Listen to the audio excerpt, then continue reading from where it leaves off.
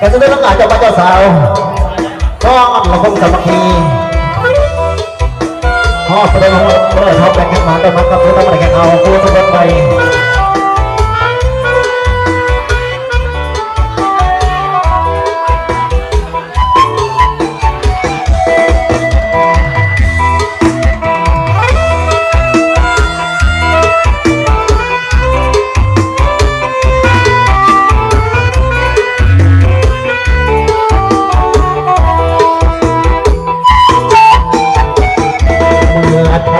สองสุขความเป็นคู่กันแล้วได้เป็นผัวที่เมียแก่แน่แล้วพวกผู้สุขสันต์หวังหงสีวี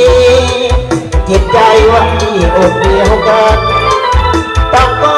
ศรัทธายึดมันไฟฝันมันมีมาพอไม่อาจมีตั้งคิดสวยเสริมเติมสร้างได้เป็นภาระทุกอย่างให้สมดังปรารถนาให้คู่สมรอสมฮักสมดังลังลาต่อแม่ยันคู่วานาต่างก็มาห่วงห่วยพรใจ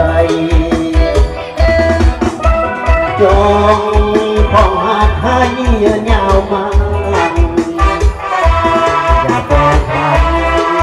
ก็วันเดียวลงไปทรัพย์สินเงินทองขอจงน้องหลั่งไหลแม้เกิดใจลุกหลงอีสานให้เลิศด้วยปฏิภาณวันนี้ทั้งสองไม่พอเป็นคู่กันแล้วได้เป็นผัวที่เมียแก่แอนพวกความสุขสันต์แม่นยามพังพาผิดไปอภัยให้กันจงใจสองจงยืนมันต่อคำควันผัวเดียวนี้ดีเกี่ยวกันได้ทั้งกันมาจะสาวเกี่ยวเดี๋ยวเอาศพเอาใจสมทายที่เขาต้อนรับปีใหม่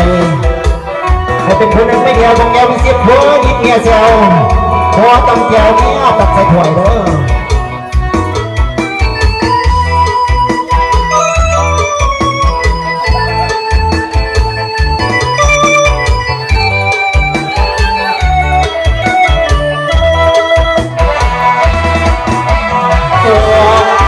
ออกหากให้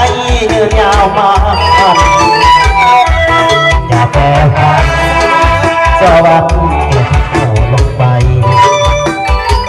ทรัพย์สินเงินทองต้องจนเรื่องน้องหลั่งไหล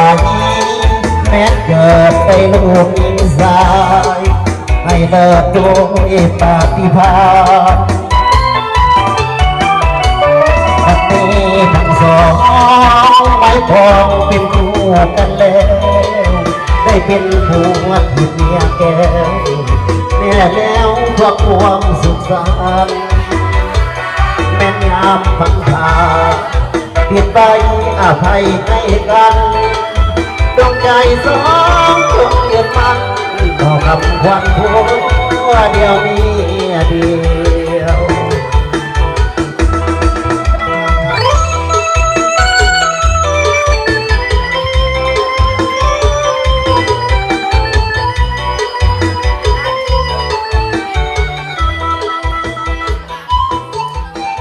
เอาเพลงเดียวเนาะก็มอบกับใจทั้งอาเจ้าบ่าวเจ้าสาวเปิดประตูเรื่องของเพลงแห่งบ้านทั้งเปิดประกันรายการจะมากับสู่เป็นพวกนั้นไม่เดียวเป็นพวกแก้วเมียทิพย์เป็นพวกยิ้มเมียแซวลูกเต็มบ้านนานเต็มเมืองให้พ่อแม่